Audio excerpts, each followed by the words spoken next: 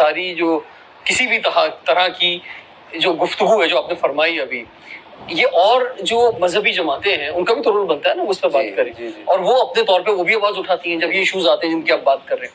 لیکن آپ کی جانب سے ایسا محسوس ہوتا ہے کہ کچھ انتہا پسندی ہے، کچھ جو ریاست کی مجبوریاں ہیں اس کو نہیں سمجھا جا رہا ہے، جو ہمارے موجودہ حالات ہیں فائنینشیل یا اور دوسرے حالات ہیں ان چیزوں کو نہیں سمجھا جا رہا ہے. ریاست کی مجبوریاں اسلام کے بارے میں ہے صرف، اپنی ذات کے بارے میں تو کبھی نہیں آئی.